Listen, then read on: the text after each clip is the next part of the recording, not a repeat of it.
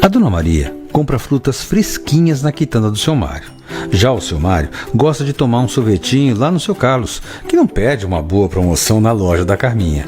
Mas a Dona Carminha, que de boba não tem nada, gosta de dar uma volta pelo calçadão e comer o cachorro quente do seu Antenor, que aproveita quando dá uma folguinha para tomar aquele cafezinho lá na Dona Maria.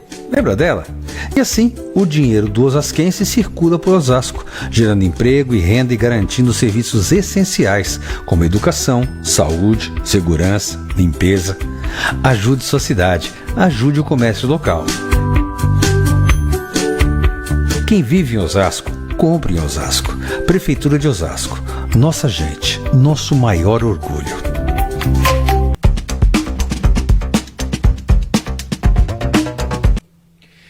Sejam bem-vindos ao Giro da Noite, 18 horas, 2 minutos, 12 de maio de 2020, terça-feira, e nós estamos aqui novamente para deixar você bem informado sobre as principais notícias do dia.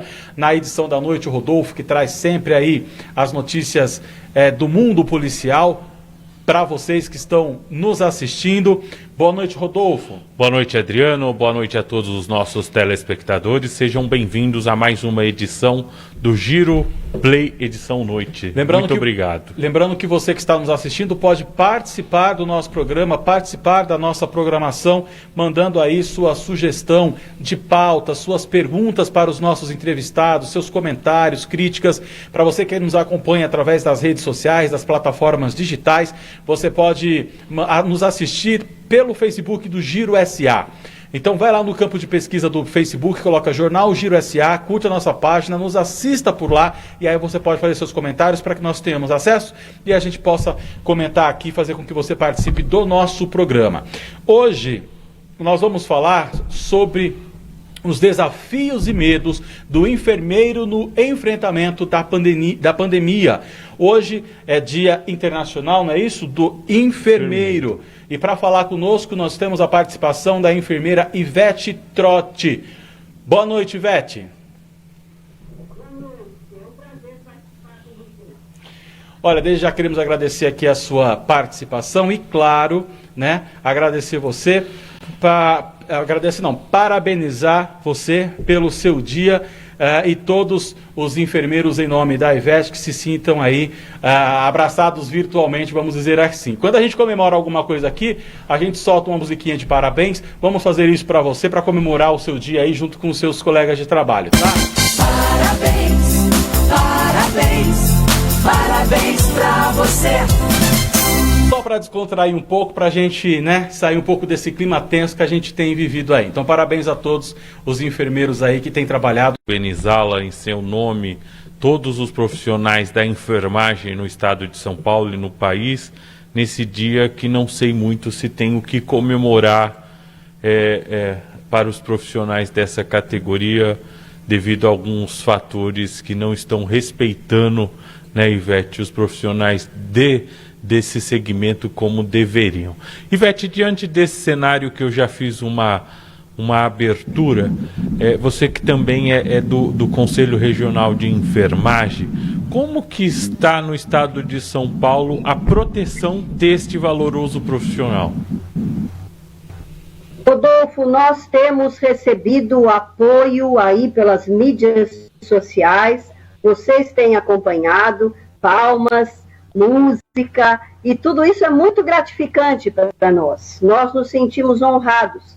Acreditamos que não é só nesse momento de pandemia, né? Na verdade, o profissional de saúde é aquele com quem você pode contar quando você precisa de uma internação ou quando precisa de um atendimento hospitalar.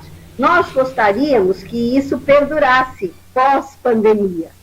Eu gostaria de destacar que a maior contribuição que as instituições podem dar ao profissional de enfermagem e, enfim, ao profissional de saúde é o fornecimento regular, correto, do equipamento de proteção individual.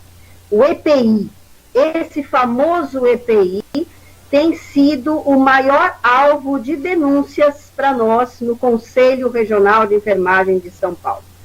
Chega a quase aproximadamente a 1.000 denúncias de pessoas que dizem que o profissional está trabalhando em condições desfavoráveis, com inconformidades que podem afetar tanto a sua saúde da pessoa, como daqueles que ele está cuidando, como também dos seus familiares, porque nós também somos pessoas, né? E levamos muitas vezes para casa aquela contaminação que nós não desejaríamos. Ivete, quantos profissionais no estado já faleceram vítimas desta doença? Temos esse número? Temos sim. Nós temos 98 no Brasil e 27 aqui no estado de São Paulo, sendo destes 21 confirmados e outros suspeitos. Mas o suspeito aguardando o resultado de exame, né? Muito provavelmente também confirmados. Parece um número pequeno, mas a gente lembra que nós somos quem cuida das pessoas. E a gente tem um número muito grande de afastados, né? E durante aquele período de afastamento, que às vezes é 15 dias, às vezes mais, nós temos déficit de profissionais. E isso é muito sério, porque nós temos visto por aí muita gente tentando contratar e realmente está faltando profissional no mercado, e isso pode causar uma descontinuidade no tratamento. Ivete, nós praticamente fomos surpreendidos no país, nós não esperávamos que a doença chegasse com tanta voracidade, né? Os profissionais de saúde foram os primeiros praticamente a serem contaminados. Vocês também não esperavam essa dissipação muito rápida do vírus? Rodolfo, aí tem algumas coisas, né? O vírus é altamente transmissível, altamente transmissível. Então, a gente estava acostumado com vírus, como gripe, até como o próprio HIV, mesmo o H1N1, de menor transmissibilidade. A gente sabia que o vírus, num ambiente normal, no chão, na plástico, no aço, ele tinha uma sobrevida muito pequena. E nós rapidamente nos livrávamos dele com água sanitária, com soluções simples. Este vírus, o coronavírus, realmente nos pega de surpresa, porque alguns trabalhos têm relatado, por exemplo, no papelão, ele sobrevive 9 dias. Não existe um outro mutante vírus que tenha esta transmissibilidade e esta adaptabilidade de ter permanência vivo num artigo que a gente pode ter em casa de tanta duração. E outra coisa que nos preocupa muito, Rodolfo, que às vezes possa não ser o dia a dia de todos, é a desparamentação. O paramentar, você vem de um banho tomado, das mãos lavadas, do álcool gel, mas o desparamentar, embora você tenha todos esses cuidados, a possibilidade de contaminação do profissional é muito grande. As mulheres que usam normalmente macacão e os homens também mecânicos sabem da dificuldade de vestir e tirar o macacão. Essa dificuldade existe naquele macacão utilizado nas áreas Covid, que nós chamamos assim, né? Nós temos enfermaria maternidade Covid, separados só para estes pacientes que apresentaram positividade para o vírus. Então, isso tudo nos leva a uma alta carga viral, uma alta transmissibilidade. Eu acho que ninguém, nem o país, nem profissional de saúde, eu posso dizer para você que pela semana da enfermagem, que vai do dia 12 ao dia 20, eu tenho a agenda lotada de encontros presenciais, mas todos foram cancelados, né? Então, mudou completamente até a nossa forma de comemoração da Semana da Enfermagem. Passamos a comemorar assim, através das redes, através de vocês, que têm nos dado essa oportunidade, esse destaque, e as aulas virtuais, que eu tenho diuturnamente feito para tanto técnicos na área de colegial, formados no colegial, como na área universitária, que são os enfermeiros formados em nível superior. Ivete, como é que está o psicológico desses profissionais? Que eu imagino, eu tive 2 dias que eu fiquei no período que decretou a quarentena, eu fiquei em home office e eu pedi para voltar o mais rápido possível. Eu já fiquei meio avoado, eu fiquei com... E o profissional que está lidando com esse vírus, como é que está o psicológico dele? Olha, Rodolfo, além de eu ser conselheira do Corém São Paulo, que é uma atividade nobre, é uma coisa que muito me orgulha, eu também sou enfermeira no Hospital Guilherme Alva, no Hospital Estadual Simples, aqui da minha região, da Baixada Santista. E nós temos ali um acompanhamento psicológico à disposição de todos os funcionários diuturnamente, porque realmente o profissional está vivendo conflitos terríveis. Alguns têm pais idosos, de forma nenhuma podem se aproximar deles.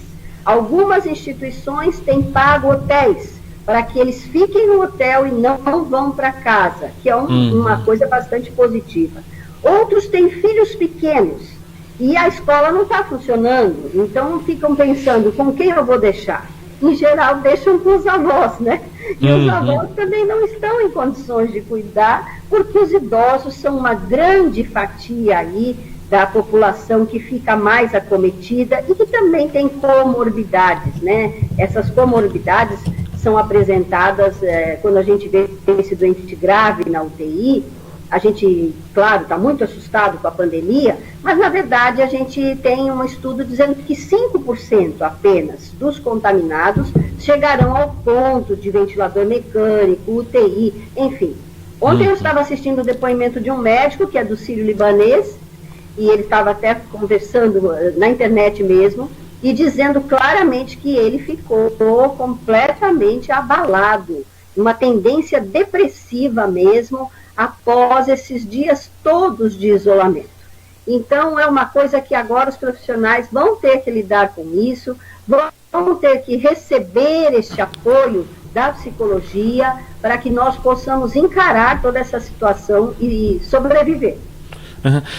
Quanto a esse cenário, o que mais deixa o profissional, nos relatos que vocês recebem no Corém, o problema, vamos assim, não queria falar um problema, as maiores reclamações quanto à falta de EPIs, ela fica maior na rede pública ou na rede privada? Olha, tudo começou mais na rede privada, né? A gente observou que algumas instituições bem voltadas para idoso, né? Não preciso declinar o nome, vocês sabem. Essas instituições entraram logo em colapso, porque os aparelhos de ventiladores não estavam em quantidade suficiente para atender a demanda de pessoas que apareceram lá com a falta de ar, né? Que a gente chama de espineia. Então, isso tudo levou depois ao grande fortalecimento do SUS. Sim, porque nessa hora não adianta você ter um plano top de saúde se não há vaga, se não há ventilador, se não há possibilidade de internação. E nós estamos vendo aí a cidade de São Paulo caminhando para 70% de ocupação das UTIs. Que é o nosso grande temor, você chegar num ponto em que você tem que escolher, né? Se A ou B vai entrar no ventilador, se ele tem condições de sobrevida, ou este não tem, então vou tirar. Isso é uma coisa muito grave, né? Chamada escolha de Sofia, quando você decide nas suas mãos vida e morte. Isso é uma coisa que nós nunca queremos chegar. Até o momento não está assim. Nós ainda conseguimos, com os hospitais de campanha, com a rede que foi, sem dúvida nenhuma, expandida, nós estamos conseguindo lidar, mas ainda não estamos no ápice da pandemia. Essa curva ainda pode subir, e depende do isolamento social, depende da lavagem de mãos, depende do álcool gel, dessas medidas simples, mas que fazem não chegarmos na progressão geométrica dessa infecção.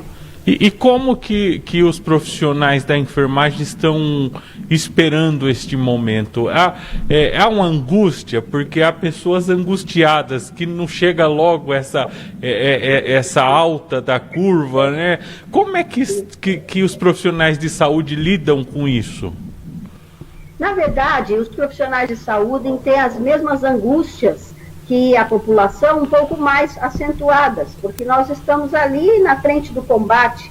Então, estamos vendo chegar todos os dias, não só pessoas desconhecidas, porque eu acredito que muita gente ainda não acredita na pandemia, porque não viu ninguém próximo. Quando você tem uma pessoa próxima, que interna de emergência, que interna suplicando por o ar, suplicando pelo oxigênio. E eu conheço pessoas aqui de um bom nível social, que teriam condições até de correr, vamos dizer, para centros maiores em São Paulo, mas na hora da falta de ar, é o primeiro lugar que ele atender, porque é desesperador. Então, é preciso que a população entenda de que nós estamos atravessando uma fase que ainda não chegou no topo, e a gente espera que isso se prorrogue sim, porque prorrogando não chegaremos a níveis tão altos em que a gente precise recorrer a profissionais que podem estar em falta, máscaras que podem estar em falta. Nós sabemos dessa queixa em relação aos EPIs, mas há instituições que se prepararam e têm uma reserva boa, como, por exemplo, o hospital que eu trabalho, o Hospital Estadual, Guilherme Álvaro, mas tem uma reserva de EPI suficiente. O que foi dito em São Paulo é que a gente pode chegar num ponto que todo mundo vai usar a máscara de pano, e dá graças a Deus que tenha uma máscara de pano para ser lavada. Então, esperamos que não chegue nisso. Ivete, eu vou sair um pouquinho desse contexto que vocês estão discutindo, mas, claro, dentro do assunto, não foge a regra aí. A gente tem visto, claro, praticamente 90% para ser otimista, das pessoas usando máscara na rua, usando máscara enquanto estão dirigindo, né, enquanto vão ao supermercado, algum comércio, enfim. Mas também tem aquelas que não estão usando. Em relação às que estão usando, eu tenho observado também, e aí, claro, eu não vou me tirar dessa lista, não vou tirar, de repente, o Rodolfo ou alguma outra pessoa que convive com a gente, porque em algum momento a gente comete algum deslize, né, em relação ao cuidado. Eu tenho visto pessoas, por exemplo, que usam máscara de pano, mas aí ela tira, dobra, coloca no bolso, aí na hora que vai usar ela pega, tira, bota no rosto de novo, aí daqui a pouco botou, dobrou, tirou no rosto, ela já não sabe qual era a parte da frente, no queixo, qual era a parte de trás. Tenho visto muita gente com a máscara no queixo ou somente com a boca tampada na rua. Então, de repente, a gente vai, passa o álcool gel aqui, mas aí você sai, pega numa fechadura, pega numa chave, pega... Enfim, em alguns momentos nós vamos cometer algum erro. Não, é impossível, né, a gente não cometer algum erro. Para essas pessoas que estão agindo dessa forma, a senhora falou agora há pouco sobre a máscara de tecido, independente se é de tecido, se é essa aqui que é descartável, né, a forma correta de se usar, a forma correta de se higienizar a mão, a própria máscara, o rosto, enfim. O que a senhora tem a dizer sobre essa questão, né? Porque as pessoas estão achando que estão se protegendo, mas na verdade não estão, né? Quer dizer, algumas delas. Sim. A gente tem orientado muitas vezes, inclusive, em relação aos telejornais e tudo isso, da importância de você, quando tira a máscara, você tirá-la pelos elásticos, fazer a dobradura. Vamos dizer que você vai tomar um café. Então, tenha um papel toalha, ou até mesmo um papel higiênico, para que você possa inserir a máscara, dobrar, e aí, se for o caso, reutilizar durante o dia. Nós não podemos dizer estritamente a resolução 4 da Anvisa, que diria 4 horas. Porque mesmo em áreas administrativas dentro do hospital, o uso tem sido preconizado por 6 horas. Então, a pessoa entra às 8 da manhã, troca na hora do almoço e depois usa outra no período da tarde. Nunca, é claro, de um dia para o outro. Jamais se ela estiver com qualquer rompimento. Eu fui visitar uma senhora, faz tratamento de câncer, ela é imunodeprimida, toma remédios de imunossupressão, e ela estava lavando essa máscara descartável. Então, falta à população, embora seja uma pessoa de esclarecimento, o entendimento de que essa máscara tem que estar íntegra, porque ela é um filtro. E o que o coronavírus transmite?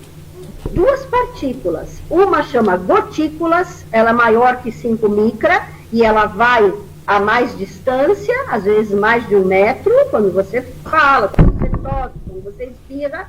E a outra chama aerossóis. Essa aerossóis é bem diminuta e ela realmente pode ficar em suspensão. Então, passou por ali uma pessoa que nem sabe que está transmitindo, mas é positiva para a doença Covid-19, aquilo pode estar suspenso. Então, a nossa necessidade de lavar as mãos, de ter sempre cuidado, é justamente em relação às coisas que nos cercam, para que a gente não toque numa superfície onde possa haver o vírus e você esteja transmitindo para outras pessoas. Agora, imagina como é isto numa máscara, no exterior da sua máscara. Sim, é altamente contaminado, não pode ser retirado e colocado no bolso de forma nenhuma. Tá certo. Deixa eu fazer uma outra pergunta. Tirar pelos elásticos. Eu tenho feito um procedimento que, pelo menos, eu já tenho como que fala, vou usar o termo entre aspas, doença com limpeza, mas não é doença, né? Talvez um exagero, dentro do que a gente pode, claro. Quando eu chego em casa, antes de entrar em casa, eu já tiro a roupa na porta e já deixo do lado de fora, para de repente não colocar em cima de um cesto, que aí de repente encosta numa outra roupa e daí por diante. As pessoas têm que ter essa consciência também dessa questão da roupa. A senhora falou do papelão, que dura até 9 dias. Na roupa também, qual o tempo que isso dura, que fica na roupa? É aconselhado realmente, chegou em casa, já antes de entrar, tira, já joga dentro da sacola, dentro do cesto, já leva para a máquina. Qual é o tempo? Tem isso também ou o procedimento também? Tem, você está corretíssimo, é isso mesmo que tem que ser feito. Aliás, eu tenho comentado, inclusive aqui na minha casa, que nós nunca mais seremos os mesmos. Porque se alguém tinha o hábito de entrar com o sapato vindo da rua, não vai ter mais. Porque entendemos que o nosso sapato, a sola do sapato, pode estar carregando não só o coronavírus, mas sujeira. Aquilo que os orientais já fazem há séculos, né? Nós vamos começar a fazer aqui também. Sim, é interessante. A minha casa foi frequentada, talvez construída por japoneses. Então, assim que você entra, tem uma sapateira, que é o hábito deles, né? E nós vamos incorporar isso, eu espero, para sempre. Nós vamos incorporar o hábito de lavar as mãos. Você falou, a gente pode cometer um engano e tal. Isso acontece nos hospitais. Exato. Você acha que no hospital eu precisaria dizer campanha de lavar as mãos? Exato. Nunca. Isso tem que ser um hábito, isso tem que ser para sempre, para a vida toda. Mas acontece, nós temos que relembrar o procedimento para que isso fique muito claro na vida das pessoas e elas aprendam que isso vai ser a segurança da sua própria vida. E sabe o que mais teme o profissional de enfermagem? Não é tanto a sua própria vida, é aqueles que ele deixa em casa, os seus familiares. Você já imaginou a culpa que uma pessoa carregaria de chegar e saber que um pai, uma mãe ou uma criança que não está saindo de casa, está em isolamento, possa vir a ser contaminado porque você trabalha em hospital? Isso é um fardo pesado que a gente carrega. A responsabilidade é muito maior. Eu chego na porta da minha casa, eu moro em casa, né, tenho essa possibilidade, e também tiro a roupa toda, tiro o sapato, isso tudo é higienizado todos os dias. Não fica a roupa em cesto, não fica a roupa para depois. É aquele trabalho diário de ter responsabilidade, não só consigo, com o outro. Tá certo. E Ivete, nesse cenário todo, nós já sabemos que o futuro é incerto, de fato. Novos hábitos terão que ser adotados, sim. E aos profissionais de enfermagem, quais são os desafios? Então, o profissional de enfermagem é uma pessoa muito valorizada agora neste tempo que nós estamos vivendo, onde se reconhece, né, que realmente você precisa de alguém que cuide de você. Mas nem sempre é assim. Então, a categoria pede, né, que gestores se preocupem com o fornecimento de EPI, que é tão importante, pessoas de mais elevado nível, como a Alesp, né, a Assembleia Legislativa e outros legisladores, se preocupem com legislar 30 horas para o profissional de enfermagem, especialmente nessa época nós estamos muito cansados. Nós chegamos em casa realmente em estafa. Por quê? Porque estamos lidando com toda uma mudança de comportamento, lidando muitas vezes com pessoas que não compreendem a importância da profissão e deixando também de reconhecer isso de uma forma de lei, né? Então é preciso regulamentar o descanso para a enfermagem, é importante ter uma sala onde você possa ter essa descompressão. Isso está sendo encaminhado pela nossa presidente, Renata Pietro, e a aposentadoria especial também, tantas outras categorias, e não desmerecendo nenhuma, tem direito à aposentadoria especial, e uma enfermeira que é professora, que é educadora e está na frente do combate, tem a mesma quantidade de carga horária e de anos de trabalho que um profissional que não tem esse altíssimo risco de insalubridade. Então, essas são reivindicações da categoria. Claro que também a gente pensa muito em constituir representantes, porque a categoria tem 2 milhões, mais de 2 milhões no Brasil, e 500 mil, mais de 500 mil no estado de São Paulo. Então, é uma categoria que ainda não entendeu a sua força, a sua importância, e alguns chegam a chamar gigante adormecido, né? Que precisa despertar e entender que nós temos, sim, que ter representantes nessas instituições para que possamos conseguir galgar mais benefícios. É uma tarefa do sindicato. Mas o conselho, como é composto por profissionais, também estaria junto nessa luta. Tem... Pode falar, não tem pergunta, não tem verdade, como abrir espaço para o telespectador. Tem uma pergunta aqui, na verdade, passada pela produção, pelo Gabriel. A gente vai entrar num outro tema de discussão política, mas tem total sentido aí a pergunta, e eu acho que a enfermeira Ivete vai poder responder isso com clareza para a gente, até para a gente, de repente, desbancar algum político que queira usar isso como exemplo, como vem acontecendo. A gente tem escutado de alguns políticos, Ivete, falar que a falta de insumos, então máscara, luva, aquela roupa adequada e daí por diante, né? A proteção facial, enfim, para os médicos e os enfermeiros, é sempre culpa da gestão anterior. Olha, a gestão anterior não fez isso, olha, não tem, porque não programaram, enfim. Esse tipo de produto, de proteção, de material, ele tem um prazo de validade para ser comprado, ou ele pode ser comprado em grande quantidade, pode ser estocado, né? Ou tem que ser, ou é feito um pedido, uma cota mensal, todo mês tem que se pedir uma quantidade. Como que funciona essa questão? Para a gente entender melhor isso, para a gente de repente não ficar escutando esse tipo de argumento. Olha, mas o fulano não deixou, olha, o ciclano não investiu, olha. Como que funciona? Existe essa possibilidade? Isso pode ser comprado em grande quantidade e deixado em estoque?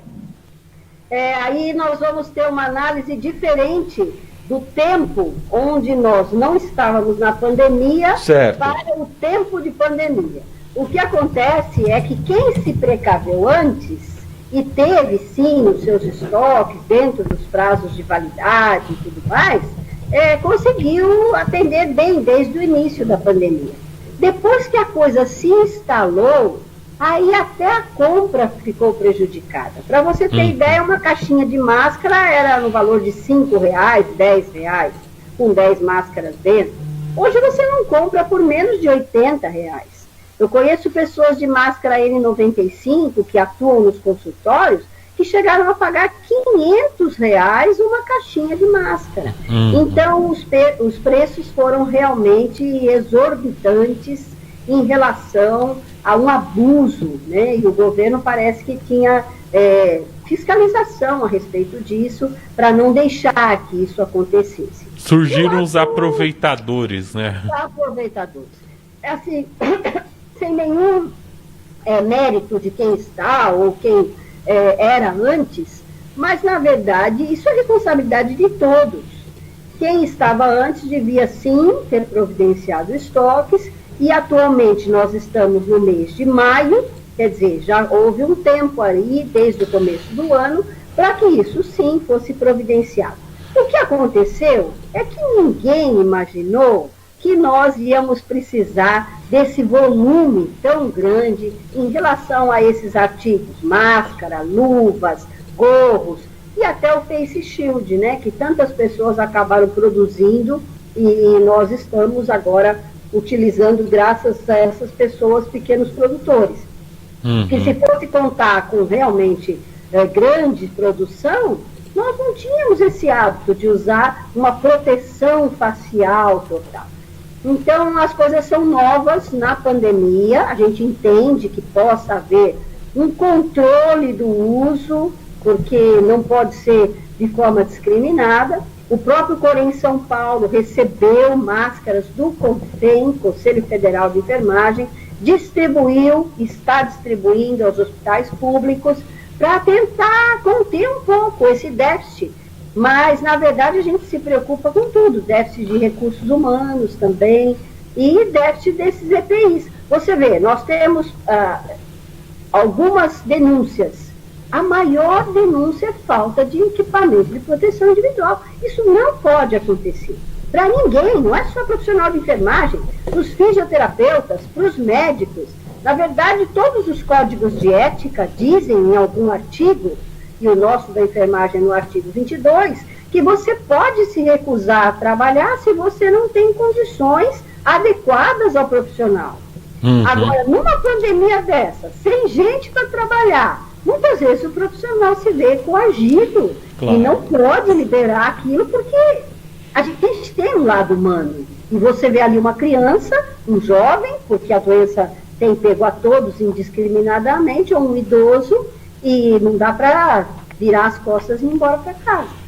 Claro. Ivete, nesse cenário ainda que nós estamos falando de EPI, a senhora já falou muito bem, mas apareceu uma dúvida aqui de um telespectador. Ela pergunta assim: é verdade que o filtro de papel de café na máscara garante 100% de segurança na passagem do vírus nos dois sentidos, de transmissão e também de pegar? Ele ajuda, evita mesmo o filtro de papel? Absolutamente não. Então, não. Algumas pessoas apareceram aí utilizando até esponja de cozinha, achando que fosse uma coisa de maior proteção. As máscaras... Aqueles papel toalha, doutora, também já... A máscara, ela tem, na verdade, máscara cirúrgica, ela tem dupla proteção de filtragem. Ela não é uma máscara comum. Agora, ela não oferece ainda a maior proteção. Nas áreas Covid, nós usamos uma outra máscara, que é a chamada bico de pato, que é a N95 ou PFF2, que são máscaras de uma maior filtragem ainda. Então, a gente indica a máscara de pano, lavar em casa com sabão, deixar de molho, esfregar no tanque diariamente, para sair no mercado, para isso mesmo nós, profissionais de saúde. A máscara cirúrgica para estar no hospital, mesmo que você não esteja numa área Covid, e a máscara N95 de maior proteção nas áreas Covid e por cima dela o face shield. Vocês imaginam como isso é altamente transmissível? A gente tem que entrar numa área que você quer pegar na mão do doente, você quer dizer para ele, está tudo bem, e a gente tem mal os olhinhos de fora para poder transmitir um minuto de paz. Vocês sabem o quanto aquela roupa é desconfortável? Quantos profissionais tomam o seu cafezinho correndo na chegada do plantão, porque depois não dá para tirar a roupa até a saída do plantão, e muitas vezes com vontade de ir no banheiro, e não tendo condições de desparamentar, também pelo medo da contaminação na hora de tirar aquela vestimenta. Então, gente, não é brincadeira. É uma coisa que às vezes as pessoas não estão avaliando o que é estar no hospital. Eu vou lá, coloco um tubo na minha boca, eu respiro melhor, depois de 14 dias vou embora. Não é assim. Você precisa pegar um acesso central. Você tem que manter o doente entubado. Você tem paradas cardiorrespiratórias durante esse momento. Tudo pode acontecer. A assistência ventilatória é uma assistência de risco para pacientes de altíssimo risco. Então, o que a gente quer? Que não chegue a esse ponto, contendo a disseminação do vírus. Tá certo, esclarecedor, e mais uma vez a gente bate palmas aqui para os profissionais da saúde que com todos esses percalços estão lá para ajudar, para salvar a vida do próximo, né? Ivete, tem mais alguma coisa que deveria ser dito aqui por você? Algum alerta, alguma informação para passar para quem está nos assistindo? Eu gostaria de pedir à sociedade que, mais uma vez, agora, nessa semana que nós estamos vivendo, uma semana tão atípica, porque tem a pandemia, porque tem o reconhecimento internacional da enfermagem como protagonista no cuidar, no assistir, no velar por estes pacientes muitas vezes, atuando desde o nascer até a morte. Eu pediria que a sociedade voltasse os olhos para a enfermagem e não só neste momento, mas mesmo passando a pandemia, valorizasse o profissional de enfermagem. E para os profissionais de enfermagem, eu aqui quero dar os meus parabéns, como vocês já fizeram aí brilhantemente, com música e tudo, mas são guerreiros, são pessoas que estão na frente de combate, são pessoas que deixam as suas casas para estarem ao lado de alguém doente. E nós sabemos que a nossa história diz aí de Florence Nightingale, que é a precursora da enfermagem científica, que ela, no momento de guerra, separou lá as pessoas mais sujas, com ferimentos contaminados, das pessoas que estavam em melhores condições. Com esse simples fato, estatisticamente, ela melhorou a condição na Guerra da Crimeia. Hoje, nós atravessamos uma guerra, é outra guerra, é a guerra do coronavírus. Mas nós queremos marcar este momento como a enfermagem fazendo diferença. E nós, no Brasil, queremos estabelecer aí recordes, não recordes de mortes, recordes de recuperados, recordes de pessoas que entenderam o isolamento social. Então, a gente pede sempre, fique em casa, porque logo, logo nós vamos estar juntos e vamos poder dar aquele abraço. Mas agora não é o momento de esquecermos as recomendações dadas pelo Ministério da Saúde. Tá certo. Muito obrigado, Ivete, muito obrigado. Desculpa, não, Adriano, muito obrigado em meu nome, em nome de toda a nossa produção. Eu também. Leve os mais altos parabéns que se possa levar a todos os profissionais da enfermagem. Viu? Meu reconhecimento, ele é eterno a esses profissionais, seja o técnico de enfermagem, seja o enfermeiro ou até mesmo o médico, né, que é o condutor de toda a equipe. Então, todos os profissionais de saúde, seja lá do atendente na recepção, seja lá o médico chefe da equipe, nossos parabéns, Ivete, principalmente a vocês da enfermagem. Parabéns. Parabéns mesmo. Muito obrigado, viu? Uma ótima noite. Eu que agradeço a oportunidade e estou sempre à disposição do canal de vocês para que nós possamos fazer esse bate-papo. Com certeza, com certeza. Muito obrigado mesmo, uma ótima noite. Obrigado. Tchau, tchau. É isso aí, né? Eu vou avisar a direção que eu não consigo ficar com máscara. Infelizmente, né? A gente não quer falar isso, mas pra gente que está aqui fazendo o programa é muito desconfortável, ruim, porque a gente precisa falar, a gente precisa se comunicar e aí a gente não pode falar baixo, tem que jogar a voz para fora. Então a gente acaba ficando sufocado, né? Então, mas faz parte, a gente vai A gente vai cumprir, né? Nós somos um bom samaritanos, vamos cumprir. Vamos trazer uma bolsa de oxigênio, botar aqui atrás e colocar aí dá para ouvir. Mas é por um bem maior, claro, né? Por um bem maior. Claro. Tudo vai passar, né? Isso não é nada. Adriano, são notícias que chegam agora de Brasília, a notícia de última hora. Hoje o ex-juiz Sérgio Moro, membros do governo federal, no processo que envolve a suposta interferência do presidente da República, Jair Bolsonaro. São notícias que o vídeo da reunião ministerial na qual o ex-ministro Sérgio Moro apontou que o presidente queria interferir em ações da Polícia Federal. O vídeo mostra que o presidente de fato tentou proteger familiares. São notícias que chegam agora. Ele tentou de fato interferir, verbalizou e, segundo o presidente agora entrando no Planalto, diz que o vídeo deveria ter sido incinerado. Então alguma coisa. Então são notícias que chegam agora. Estamos ainda no meio dessa informação que tranquilo, vai se atualizando aí se tiver mais alguma. Acabou de ser divulgada agora, então está confirmado a suposta interferência do presidente da República nas investigações, em especial da Superintendência do Rio de Janeiro. Diz às pessoas que tiveram acesso ao vídeo que o presidente verbalizou por meio de um palavrão a suposta interferência para proteger seus familiares no Rio de Janeiro. Pois é. Até então o inquérito estava caminhando para nada. Para nada. Não, mas ainda, como a gente tem conversado aqui com a Vanessa da Inés na edição da manhã, que ainda vai ter muitas cenas dos próximos capítulos aí para se acompanhar e coisas vão surgir a cada dia. Se você tiver mais informação, você passa para a gente.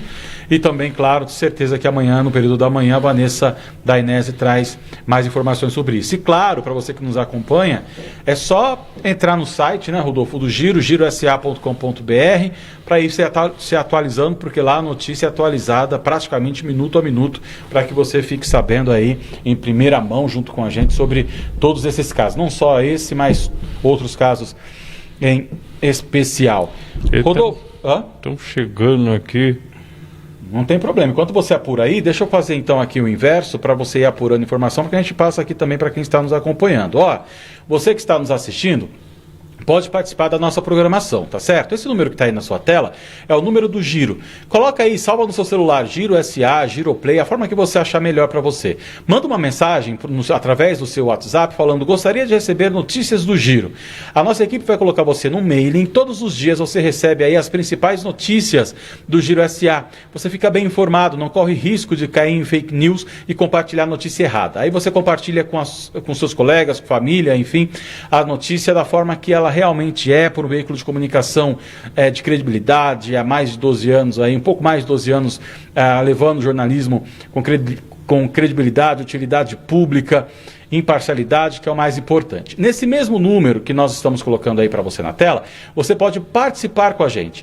Se você passa por algum problema aí na sua rua, bairro, cidade, manda pra gente: buraco na rua, falta de iluminação, vazamento de água, enfim, pessoal, o que vocês tiverem de problema, manda pra gente. Se quiser se identificar, ok? Se não, só fala onde é aquela ocorrência, do que se trata, e nós vamos colocar aqui no ar e cobrar junto às autoridades aí do local. E claro, não só coisas ruins. Se você estiver passando por algum lugar e ver coisas boas, coisas bacanas, né, Rodolfo? Você também pode compartilhar com a gente para que nós possamos mostrar aqui.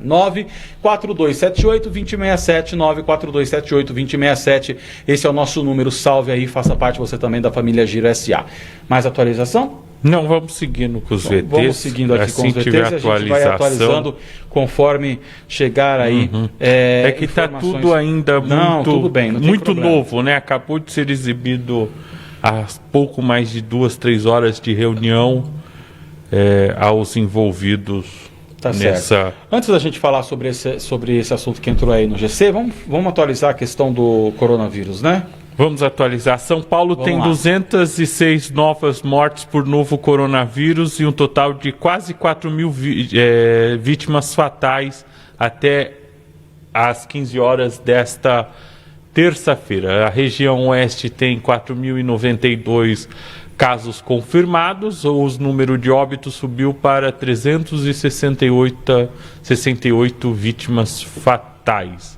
Osasco segue liderando com 174 casos de óbitos por Covid-19. Então, o número de recuperados na região ele segue alto, né? Pouco mais de 50% o índice de recuperados. Rodolfo, a gente tem uma outra tabela aqui, falando ainda da nossa região, vou colocar ela aqui no ar, falando do índice de isolamento aqui na nossa região, né? São Paulo, Osasco, Barueri, Santana de Parnaíba, Coti, Itapevi, Carapicuíba, Cajamar e Jandira. A gente tem aí a questão da cidade de Barueri, com apenas 44% do isolamento, né? E a gente tem falado sobre isso, e é preocupante essa questão. A gente observa aí os gráficos em relação aqui à nossa região, às cidades, né? Todas elas, de uma certa forma, cumprindo, né, essa regra, essa determinação, com números aí, fora Barueri, a gente tem ali Jandira com 49%, mas Osasco mais baixo. E isso tem chamado a atenção. E a gente não pode deixar de falar desses assuntos, né, Rodolfo? De deixar de pontuar essa questão, né? É estranho, né? Barueri estranho, sempre foi né? referência em relação a uma série de coisas aqui na nossa região, e de repente a gente vê aí a questão do prefeito da cidade, Rubens Furlan, agindo desta forma em relação ao isolamento, em relação a tantas outras questões envolvendo aí essa pandemia. A gente teve primeiro, né, a atitude do Furlan, prefeito da cidade de Barueri, Rubens Furlan, né, que afrouxou as regras, né, deu aquela afrouxada nas regras, já começou a ter problemas por aí. Depois, por muito tempo, o prefeito de Barueri não obrigou o uso das máscaras. Né? Então, só foi obrigado aí depois que teve o decreto de São Paulo. Aí o prefeito de Barueri pegou e obrigou. Até então não era obrigado, né? Teve também uma outra questão polêmica, né? Que o prefeito disse numa live que não ia tirar o direito de ir e vir das pessoas, né? Isso gerou aí um certo desconforto com todo mundo. Depois ainda, né, o prefeito que vinha em alguns momentos fazendo suas lives, aparecendo nas redes sociais, não somente na questão do Covid-19, do tentando coronavírus, ser o agregador regional. Exatamente, né? Ele vinha com essa constante em lives, em vídeos e tudo mais. De repente ele sumiu. De repente o Rubens Furlan, prefeito de Barueri, desapareceu. Não começou mais a aparecer para falar para as pessoas. Isso aí 2, 3 semanas, precisa dar uma olhadinha depois, até nas próprias lives dele, para ver o tempo, mas aí 2, 3 semanas sem falar, né?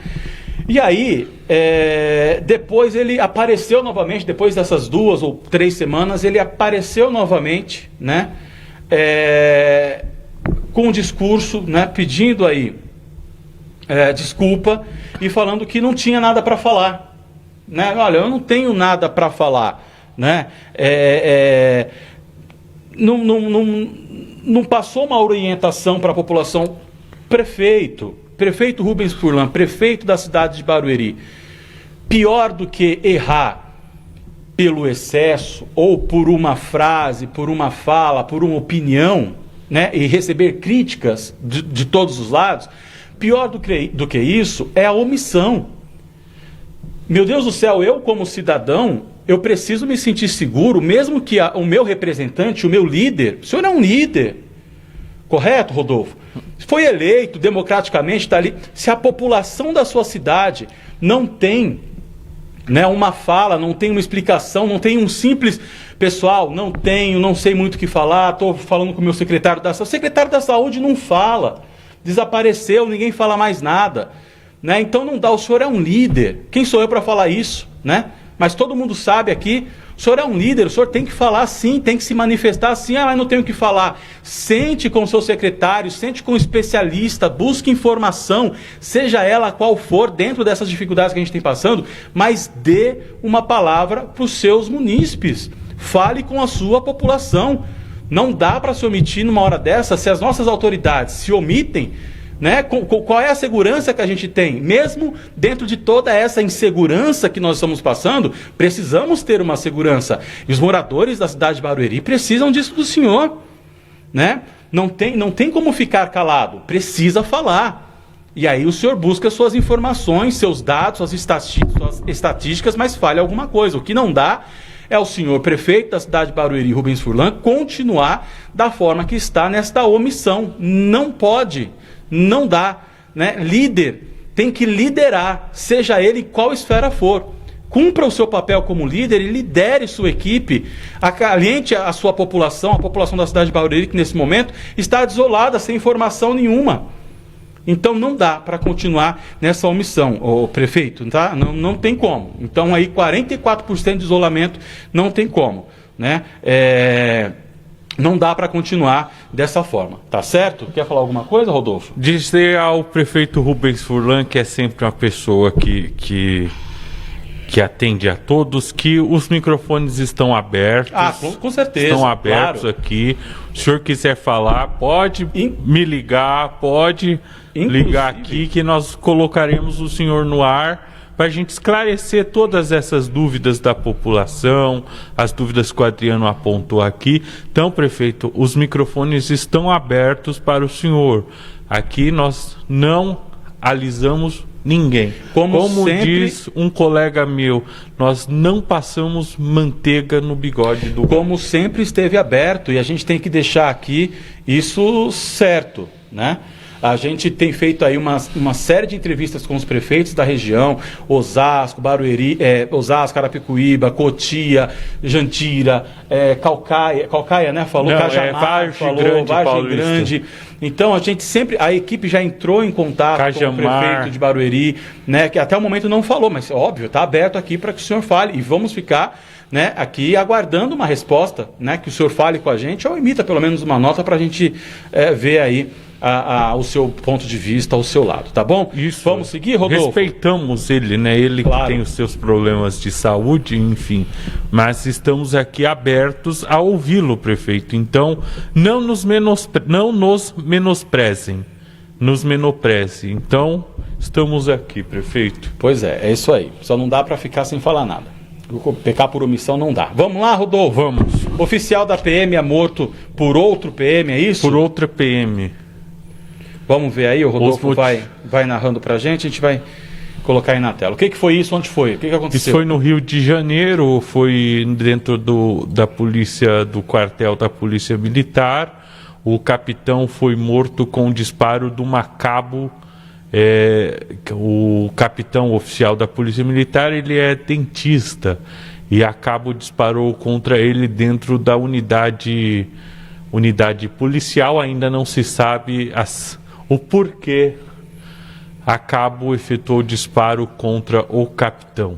Então, as circunstâncias estão sendo apuradas pela Polícia Civil do Rio de Janeiro e através do inquérito policial militar. Essas são imagens do momento em que os socorristas chegam ao quartel para prestar atendimento ao oficial dentista da Polícia Militar do Rio de Janeiro. Que coisa, hein? Que coisa. Bom, vamos esperar e torcer para que isso seja resolvido também, esclarecido, né? Para que a gente tenha mais informação aí. Faro certeiro, é isso, Rodolfo? Isso, isso aconteceu numa comunidade aqui no Ceasa, agora há pouco, no início da tarde desta terça-feira.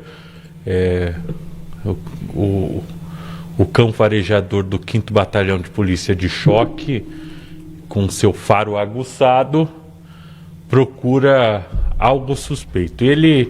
Esse gesto aí carinhoso que ele faz é que ele achou alguma coisa, Adriano. Esse gesto que ele para, todo meigo, cheira, para, insiste, alguma coisa ali tem de errado. Se ele sentou ou deitou, né? Deitou é um sinal. Então aí são imagens das drogas, aparelhos celulares furtados, roubados, uma arma de fogo, 9 tijolos de maconha e também foram apreendidos cocaína em embalagens para a venda da droga. Isso aconteceu numa ação conjunta com o canil da Polícia Militar e da Polícia de Choque e o batalhão de área lá do Ceasa. Foi agora há pouco no início da tarde desta terça-feira. Adriano, Olha, todo dia tem droga. né? Impressionante como não tem como fugir desse assunto maldito aí. Rodolfo, a gente tem aqui um vídeo falando do dia da policial feminina, mas não tá... Esse é o último, não é? Esse é o último, mas só temos esses VTs aqui. Deixa eu ver se tem mais algum calçado. Não, são esses. São esses, esse que foi passado aí pela produção. Vamos falar sobre o dia da policial feminina. É hoje também? É hoje, dia 12, dia da guerreira. Dia da guerreira.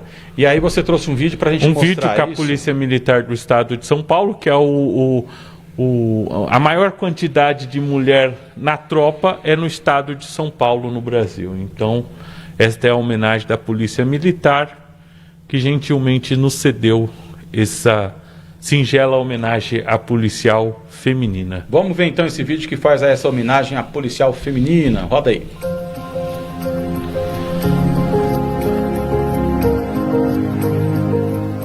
Nunca acreditei em desculpas.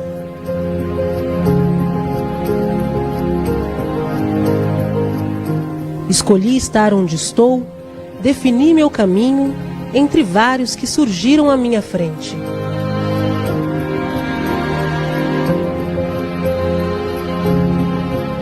Escolhi ser maior que meus medos.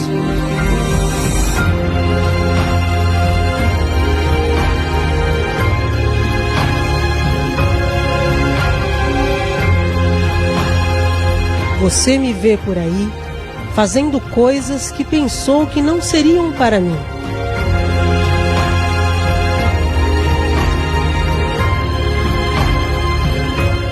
Posso, escolho, realizo.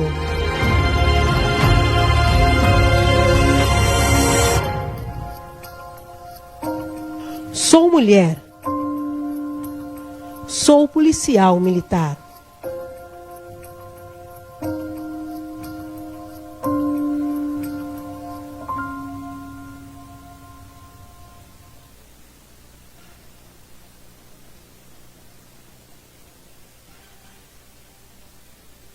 Hoje peraí, vamos lá, que tava sem áudio. Parabéns a todas as policiais militares aí pelo seu dia também, tá? Principalmente, Adriano, aquelas que têm se destacado e ocupado postos que antes, na última década, foram ocupados somente por homens. Exatamente. Principalmente a essas mulheres, principalmente a primeira piloto de um helicóptero Águia, salvo engano, a Tenente Letícia, que é a primeira mulher a ser comandante de uma aeronave na polícia, em nome dessas comandantes, da Major Eunice do 14º Batalhão, a todas vocês, os nossos parabéns, que estão ocupando o lugar que sempre deveriam ser de vocês. Exatamente. Produção, avisa para mim aí quem vai ser o entrevistado de amanhã, no Giro da Manhã, enquanto eu termino aqui dando os recados, passa para mim aí, por gentileza. Lembrando que amanhã, a partir das 11 da manhã, nós estaremos ao vivo aqui com o Giro da Manhã, com a participação da Vanessa Dainese, que essa semana está por Skype. Segunda-feira, acredito que todos já estarão de volta aqui na participação. Depois preciso ver isso também com a nossa direção, para ver como fica. O Rodolfo vem para cá, a gente está tomando esses cuidados, mesmo com as dificuldades para falar, porque a gente precisa impostar a voz para falar com vocês, mas estamos aqui fazendo o nosso melhor. Fora isso, toda a equipe do Giro trabalhando aí remotamente, mas a gente mantendo a informação sempre da forma que ela tem que ser passada. Amanhã... É Rafael Paes. Rafael Paes. Isso. A quarentena no estado de São Paulo foi ampliada até o dia 31 de maio. Com isso, a expectativa de reabertura do comércio segue sem previsão. Para falar dos impactos da pandemia no comércio da região, o Giro Play Manhã entrevista nesta quarta-feira, dia 13, às 11 horas, Rafael Paes, que é presidente do Sincomércio, Sindicato do Comércio Varejista de Osasco e região. Tá bom? Então, amanhã a gente tem aí esse tema para falar no Giro da Manhã. Vamos embora, Rodolfo? Vamos embora então. Quero agradecer você aqui que ficou com a gente até agora. Obrigado pelo carinho, obrigado pela audiência, sempre mantendo aí um bom índice de audiência. Agradecer a todos que estão nos assistindo aí. Estamos fechando o programa com audiência boa. Vamos passando até o nosso... que passa lá a Globo, nosso concorrente lá. Forte abraço, gente. Fala, Rodolfo, o que você quer falar? Eu ia... Não, deixa... Boa noite. Boa noite. Tchau, pessoal. Amanhã às 11 nós nos encontramos com a participação da Vanessa da Inés no Giro da Manhã. Até lá. Fiquem com Deus. Tchau, tchau.